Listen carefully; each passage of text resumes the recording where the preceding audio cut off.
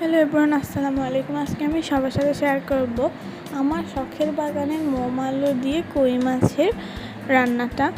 এই রান্নাটা আমার খুবই প্রিয় একটি রান্না। এই রান্নাটা খাওয়ার পর থেকে আমি এই রান্নাটার ফ্যান হয়ে গেছি। আর মাছ যদি হালকা একটু ভেজে রান্না করা যায় তাহলে তরকারির স্বাদটাও বেড়ে যায়। তার জন্য আমি এখানে দেশি কই মাছ নিয়েছি। কই মাছগুলোকে ধুয়ে নিয়ে এটাকে হালকা লবণ, মরিচ আর হলুদ গুঁড়ো দিয়ে একটু মেখে তেল গরম করে ওগুলোর মধ্যে আমি ভেজে নিব একটু হালকা। মাছ ভেজে রান্না করলে তরকারিটা আমার কাছে বেশি ভালো লাগে।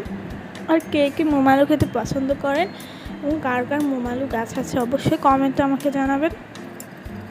এবার আমি মাছটাকে একটু এপাশ ওপাশ করে ভেজে নেব।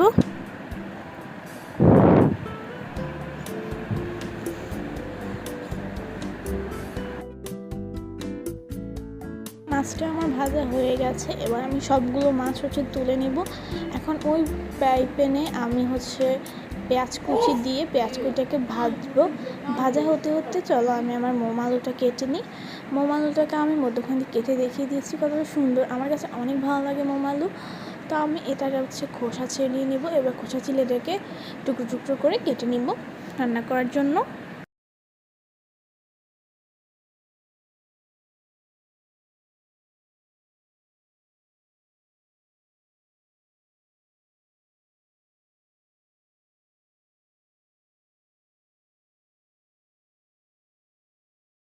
আমার কাটা হয়ে গেছে মোম আলুগুলো। এবার আমি একটা বাটিতে সবগুলো মোম আলু নিয়ে এবার আমি আবার পেঁয়াজের মধ্যে দিয়ে দিব রসুন, লবণ, হলুদ গুঁড়ো, মরিচ গুঁড়ো দিয়ে ভালোভাবে এটাকে নেড়ে চেড়ে মিশিয়ে নিতে হবে।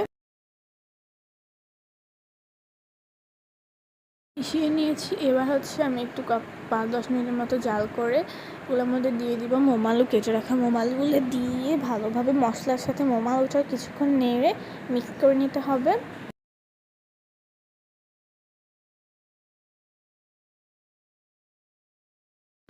আমি আগে থেকেই গরম পানি করে রেখেছিলাম মোম আলুর জন্য। তো গরম পানিটা আমি মোম আলুর মধ্যে দিয়ে ভালোভাবে নেড়ে চেড়ে নিব। নেড়ে চেড়ে এখন ঢাকনা দিয়ে দিব।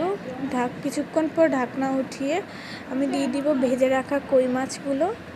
ভেজে রাখা কই মাছগুলো দিয়ে হালকা করে একটু নেড়ে চেড়ে নিব।